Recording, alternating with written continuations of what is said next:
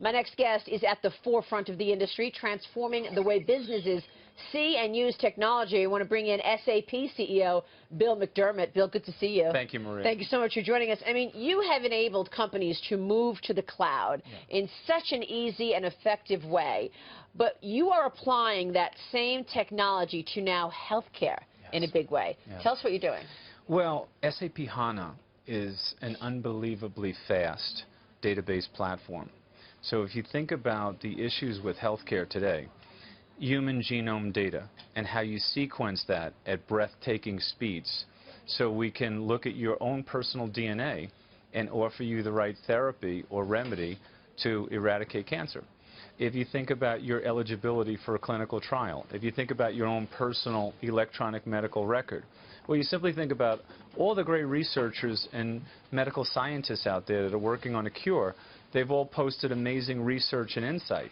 All of that now can be available for the individual patient through SAP HANA. So we've worked with Stanford University, the School of Medicine, and ASCO, the American Society of Clinical Oncology, to develop a cancer link application that actually helps the individual patient. And this is a major and fundamental change in the healthcare industry. You know, 20 years ago when we first had the entire human genome mapped, that was a huge thing. It was $1,000 to do, or thousands of dollars to do. Today that cost has come down. And we're getting ahead of disease. And that's the story of longevity. Precisely. I mean, we have a scenario now where it's down to $75 instead of $1,000. Amazing. And it can come down even further, and it will come down even further. One of the big issues, though, that we talked about with Vice President Biden and this panel is the notion of the data. And why should a person in Asia or Europe, for example, not have the same access to the best medical research as somebody in America? And the idea is, how do we share, collaborate, and aggregate the data and use common standards on a technology platform like SAP HANA so everybody can get this massive benefit?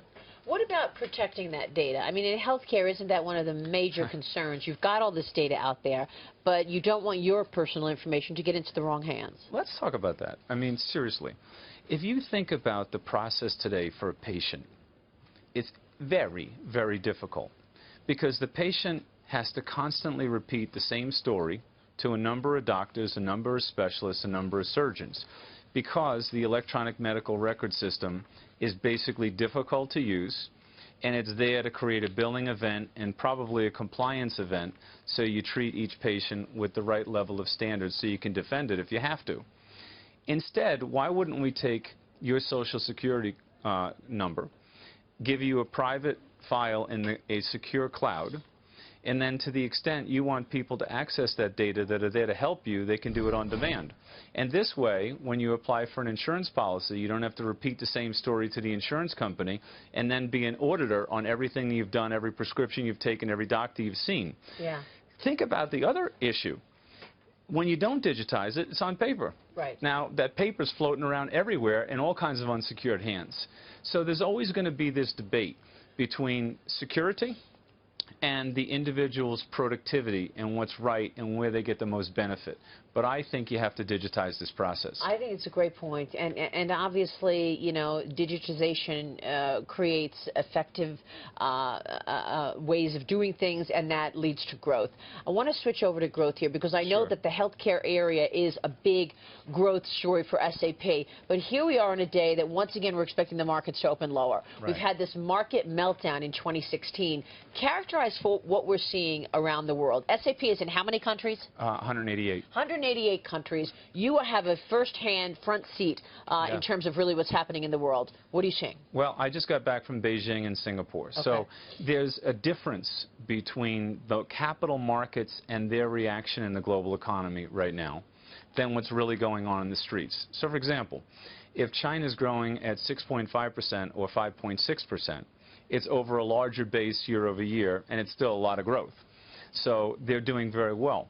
And they're thinking about the industrial revolution around the digital technology, smart manufacturing, smart cities. How do you automate everything to be relevant in the global economy and take advantage of the Internet of Things? So if you're a technology company and you're highly innovative, you can speak to that and you can grow your business. America, yes, it's slower growth, And there are some liquidity questions, which I think in a rising rate environment with slower growth are natural. Europe is actually pretty robust, especially in our business. So as we look at the global economy, for a technology market leader like SAP, there's a perfect correlation between how you innovate, drive customer value, and business results, and that's why we're growing triple digits in the cloud, 20% in the core, and double-digit profitability for the shareholders, because you've got to innovate for the customer. It sounds like you think there's a bit of a disconnect in terms of what's really going on in the broad economy and how these markets have been reacting. I absolutely believe that. I absolutely fundamentally believe that. And I've met, since I've been here in Davos, at least 25 CEOs that have indicated the same thing, that there's the capital markets and the headlines and there's their business, and I have not noticed anything discernibly different. They all want to innovate.